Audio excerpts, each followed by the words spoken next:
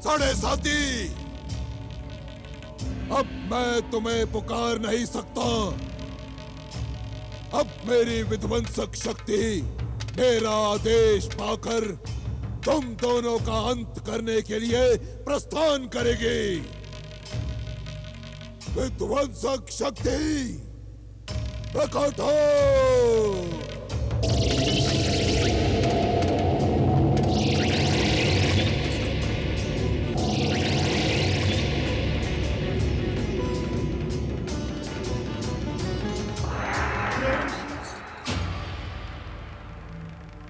आप हमारे स्वामी शनिदेव के क्रोध से हमारी रक्षा करें, रक्षा करें। इस समय इनके क्रोध को आपके अतिरिक्त कोई शांत नहीं कर सकता।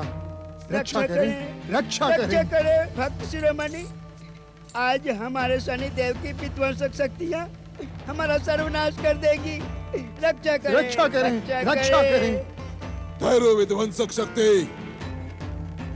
हमारे क्रोध से भयभीत होकर दैत्य और साढ़े साथी स्वयं यहाँ प्रकट हो गए हैं।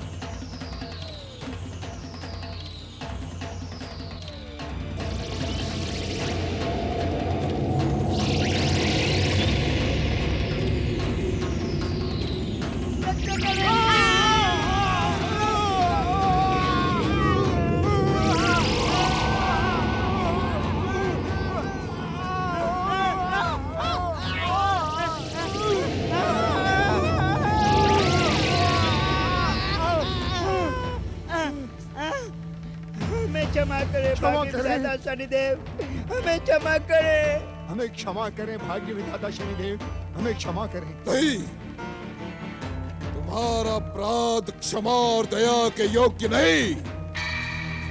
तुमने भाग्य विधाता शनिदेव के आदेश और पुकार की उपेक्षा करके अपना अंत सुनिश्चित कर लिया है। नहीं भाग्य विधाता, हमारी मूढ़ बुद्धि और अज्ञान आपसे अज्ञात नहीं है। हमें क्षमा कर दे भाग्य विधाता, हमें क्षमा कर दे। नहीं, ना तो तुम मूढ़ बुद्धि हो और ना ही अज्ञानी। मैं तुम्हारे चतुराई से भली भांति परिचित हूँ। हम आपकी कृपा और शक्ति पाकर संसार को अपनी चतुराई से भटकाते अवश्य हैं प्रभु, परंतु आपके सन्मुख मेरी चतुराई शून्य से अधिक कुछ भी नहीं है प्रभु। भैया, हमें भटकाने और भ्रमित करने का तो साहस ना करो। हमें ज्ञात है कि तुमने सोचा होगा कि भाग्य विधाता शनिदेव का अस्तित्व विष्णु और उसके चाटुकारिता करने वाले ग्रहों के प्रहार से खंडित हो गया होगा। इसी कारण तुम हमारे आदेश की अवहेलना कर रहे थे। तुमने हमें निर्बल समझने की भयानक भूल की है ढैया, जिसका परिणाम है तुम दोनों का सर्वनाश। विध्वंसक शक्ति। नारायण नारायण। भारत, तुमने यहाँ प्रकट होने का साहस कैसे किया? नारायण नारायण। भाग्य विधाता शनिदेव के दर्शनों के लिए साहस की नहीं अपितु मन की भावना की आवश्यकता होती है। नारद, मैं तुम्हारे स्वभाव से भली भांति परिचित हूँ। तुम कई अर्थों वाली भाषा बोलकर हर एक को भ्रमित करते हो। नारायण नारायण। विध्वंसक शक्तियों के अधिष्ठाता शनिदेव से इस संसार का कोई भी रहस्य अज्ञात नहीं है। यदि उनकी इच्छा हो तो अपनी दिव्य दृष्टि से नारद के मन की हर भावना क्षण मात्र में ज्ञात कर सकते हैं।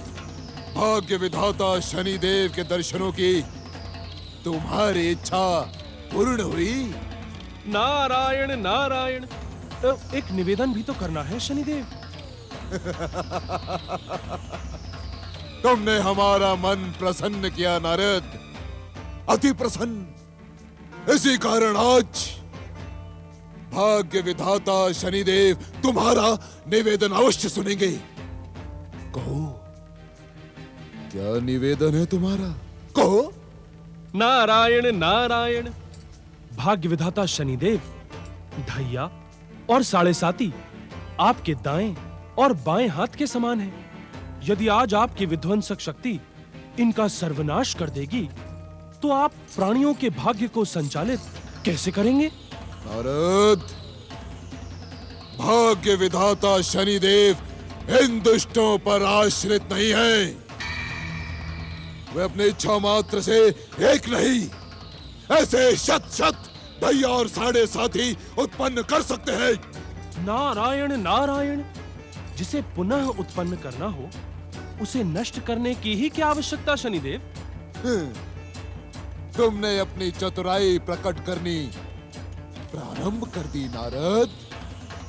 यदि तुम भाग्य विधाता शनिदेव का परिहास करने यहां पधारे हो, तो हमारी कुदृष्टि और विध्वंसक शक्ति तुम्हें ऐसा भयानक दंड देगी कि तुम्हारा जगदीश्वर विष्णु तुम्हारी दुर्दशा देखकर भय से कांप उठेगा।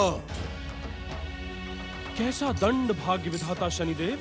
मेरी कुदृष्टि आज देवताओं के ऋषि नारद को विकलांग बना देगी। हरि हरि हरि हरि हरि हरि। नारद, क्या तुम हमारे दंड से भयभीत नहीं हो, जो तुम हमारी हंसी उड़ाने का दुस्साहस कर रहे हो? नारायण नारायण। भाग्य विधाता शनिदेव, आप मुझे विकलांग बना देंगे, इसकी कल्पना करके ही मेरी हंसी बिना प्रयास ही छूट पड़ी। मैं सोच रहा हूं कि आप मुझे लंगड़ा बनाएंगे या अंधा, अथवा मेरे सभी अंग भंग कर देंगे। नारायण नारायण। क्या तुम देखने के इच्छुक हो नारद कि हम तुम्हारी क्या दुर्दशा करेंगे? नारायण नारायण। भाग्य विधाता शनिदेव की विध्वंसक शक्तियों से भला इस संसार में कौन परिचित नहीं है? शनिदेव सदा विनाश के विषय में न सोचकर निर्माण की भी सोचें।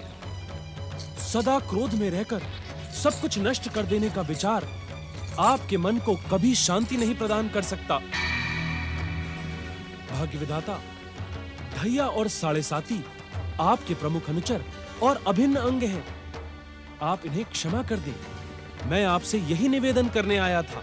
देवताओं के ऋषि नारद की शनिदेव से विनती करने का कारण त्याग कर सकता हूँ, क्योंकि आप स्वयं भी देवता हैं, आप भी पूजनीय हैं, किंतु आपका आचरण प्राय भ्रमित हो जाता है।